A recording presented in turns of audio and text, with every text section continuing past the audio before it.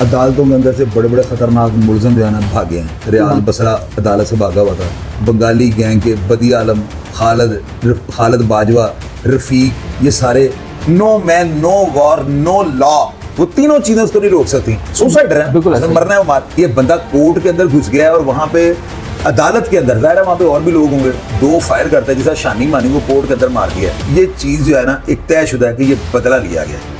ये कोई शूटर नहीं थे। ये लड़का जो वहां पे पकड़ा गया ना, अजान इसका नाम गालिबन खोकर कोई लड़के का नाम है, और इसने वक्ती तौर पे वहां पे बताया कि मेरा नाम रबिया था। रबी बरसीला नामी औरत है ना, बटनी, जी वो औरत नहीं है। वो समझ लें कि वो लैला खालिद समझ लें, झांसी की रानी समझ लें। इस औरत ने पिस्टल लगाया होता था। अच्छा, मैंने अपनी जिंदगी के अंदर एक खातून और देखी है, बहादुर और गोशी की वालदा। कोई सिरफिरा पुलिस वाला खड़ा हो, पिस्तौल ठाक गोली मारो, उसको कप मिल जाए, मेरे मौके पे बंदा मार देता। हर बंदे के पास पुलिस वालों का असला होता है। अस्सलाम वालेकुम, मैं आपका होस्ट हसन शहबाज, आप देख रहे हैं वॉइस ऑफ पाकिस्तान डिजिटल। नाज़रीन, गुजरांवाला जो मशहूर है अपनी मेहमान नवाजी, पहलवान से और खानों की वजह से जो जाना और पहचाना जाता है पाकिस्तानी दुनिया भर में, कि इस टाइम गुजरांवाला में शोक का समा है। कत्ल की वजह से नहीं, अब लोग ये पूछते हैं कि अदालतें भी महफूज नहीं है। जहां पर लोग अपनी फरियाद लेके जाते हैं, अब वहां पर भी मौत बांटने लग गई है। ये दोहरे कत्ल का वाकया क्या हुआ, आपने देखा है सेशन कोर्ट में एक दोहरा कत्ल होता है और जज के कमरा अदालत में दो अफराद को कत्ल कर दिया जाता है। क्या ये दरीना दुश्मनी थी? इस पर जो व्लॉग किया है शाहिद चौधरी साहब ने, वो सब पे लीड ले गए हैं। उन्होंने इस पर हकायक और जो इसमें चीज हकीकत में मबनी थी उन्होंने वो पेश की। आपने उनके चैनल को देखा, उनको विजिट किया, और इस टाइम मैं कहता हूं टॉप ट्रेंड बन गया जब से शाहिद चौधरी साहब ने गुजरांवाला का दौरे कत्ल का जो वाकया पेश किया है। आए इनसे पूछते हैं क्या दीना दुश्मनी थी, ये लोग कौन थे और ये वाकया कैसे पेश आया। सर अस्सलाम वालेकुम। वालेकुम अस्सलाम। सर, गुजरांवाला में दौरा कत्ल, अदालतें अब महफूज नहीं है। गुजरांवाला ये पूछ रहा है कि क्या अब अदालतों में भी जाना लोग डरेंगे जहां इंसाफ मिलता है?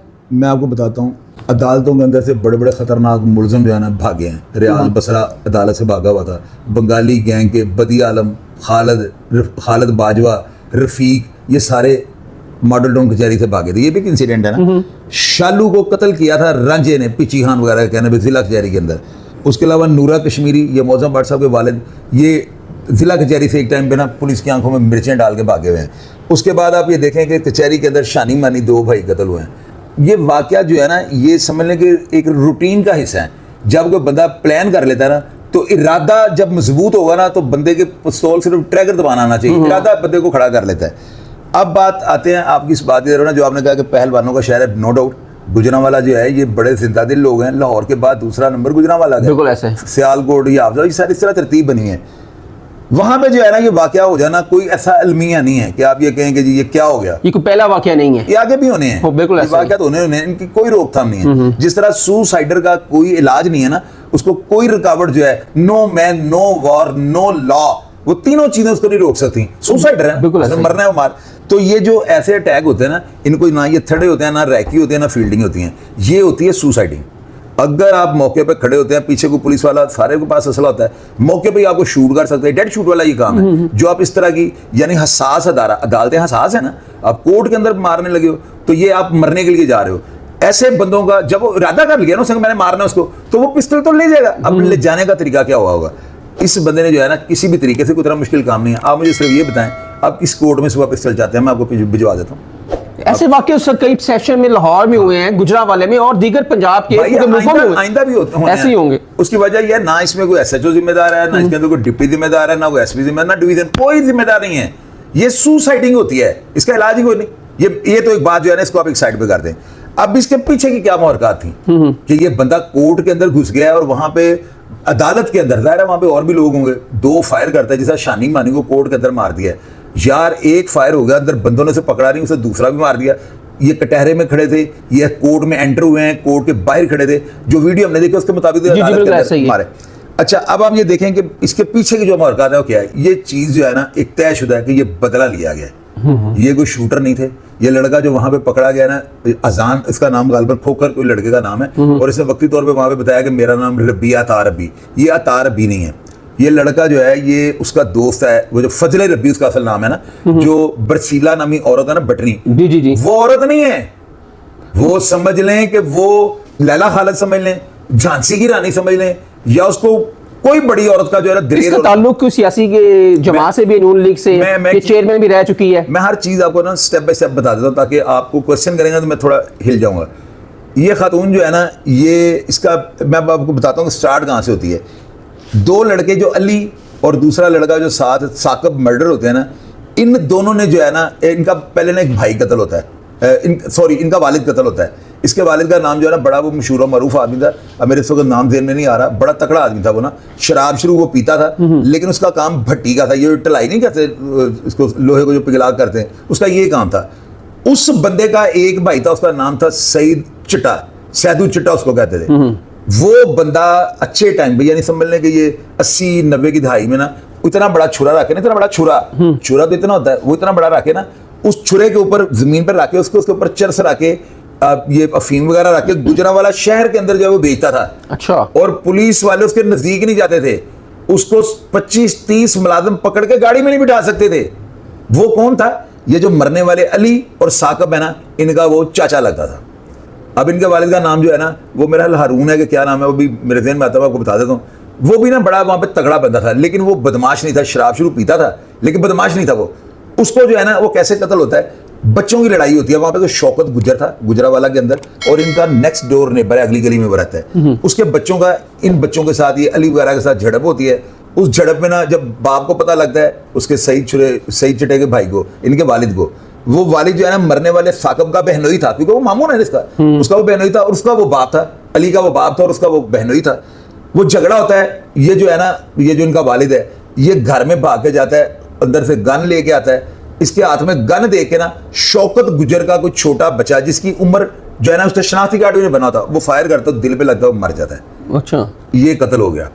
अब इस कत्ल के बाद क्या होता है, वो बच्चा पकड़ा जाता है, और इनकी पैरवी जो है इतनी को टफ नहीं थी, 6 महीने के बाद वो बच्चा बेल पे बाहर आ जाता है, जो इनके बाप को मारता है। अब ये जो बच्चा था ना, ये जो अली जो मर गया है, इसने ना जब देखा वो बाहर आ गया, तो ये अपना घर वहां से छोड़ के ना, जहाँ पे पहले ये रहते थे कि लोग ताने मैंने ना मारे, ये वहां पे सिटी हाउसिंग सोसाइटी है गुजरांवाला के अंदर, वहां पे जाके ये घर ले लेता है।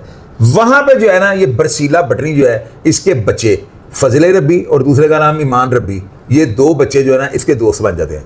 अब वो बाप उधर मर गया है, ये इलाका शिफ्ट करके इधर आ गए हैं, तो वो बच्चे वहां पे दोस्त बन जाते हैं, टिकटॉक वगैरह बना, गपशप लगानी।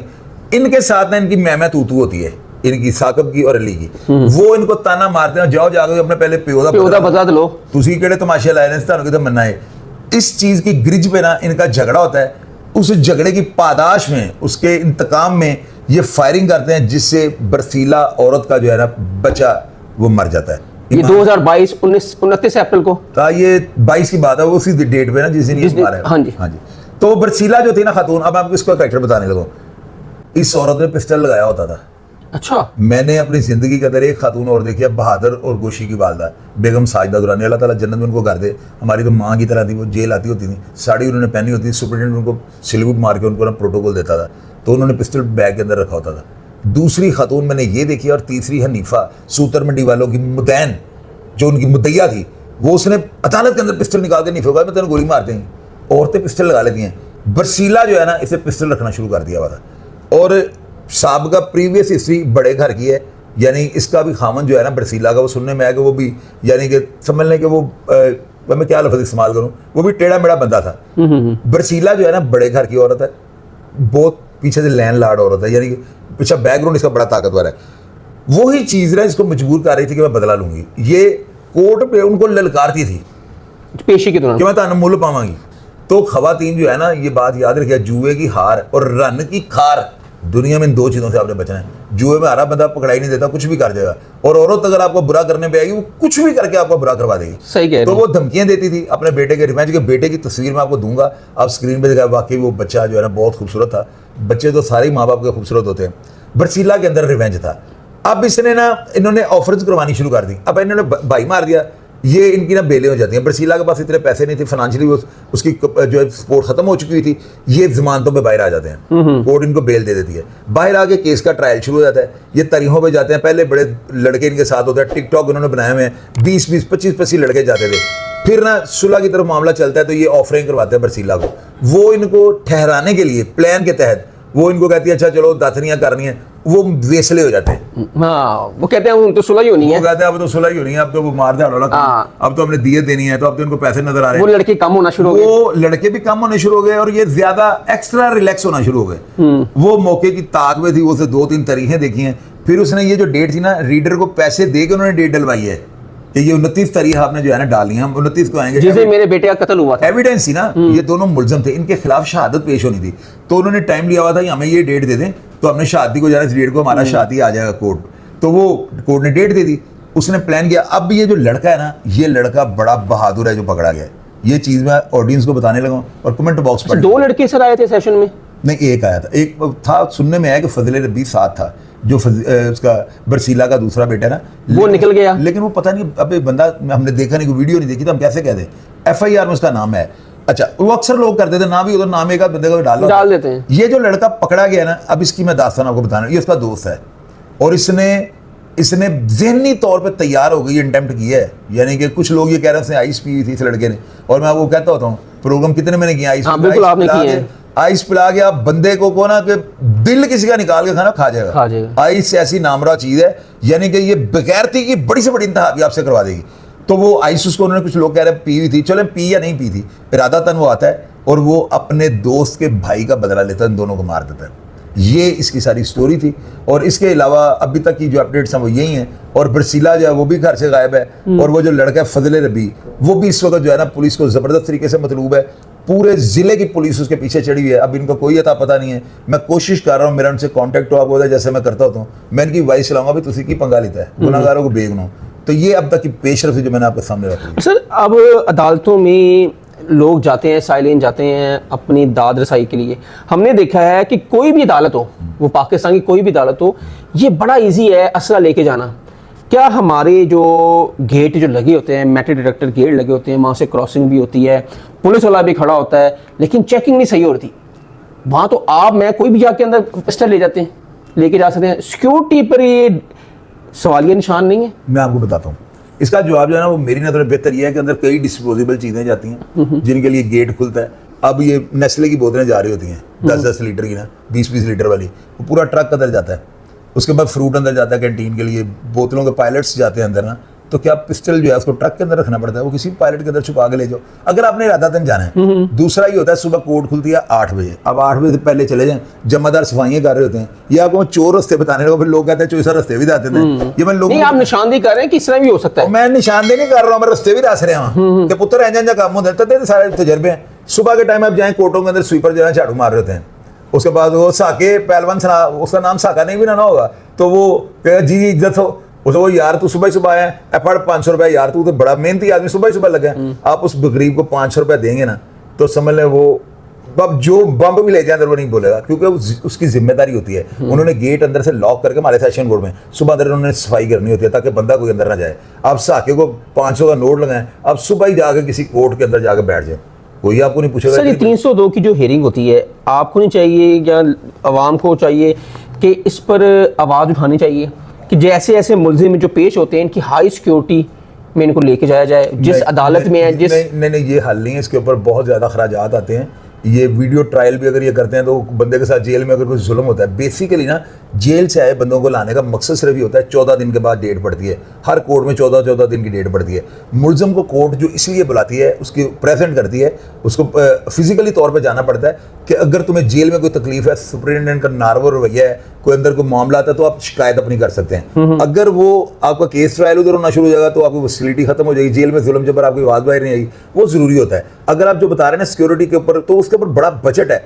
इसका जो है ना एक हल आपको बताता हूँ, हल होना नहीं है, मैं जो हल बताने लूँगा वो होना नहीं है, हालांकि सिंपल हल है। अब इसके दौरे मर्डर की ना वीडियो बनी है, बंदा मौके पे पकड़ा गया है। अब मुझे एक बात आप सिर्फ ये बताओ, इसमें क्या ट्रायल करना है, क्या इसमें आर्गूमेंट्स करने हैं आपने, क्या इसके अंदर पुलिस ने इन्वेस्टिगेशन मिसल में लिखना है, और लाके बंदे मरे हैं, वीडियो बनी है, बंदा पकड़ा गया, हाँ इसको पकड़ो। मैंने अपने प्रोग्राम में कहा है हफ्ते के बाद इसको लटका दे, वो तो रेड हैंडेड पकड़ा गया ना, वही बंदा पकड़ा गया जिसने मारे मामू भांजे को। इससे ये होगा कि लोगों के हौसले पस्त होंगे।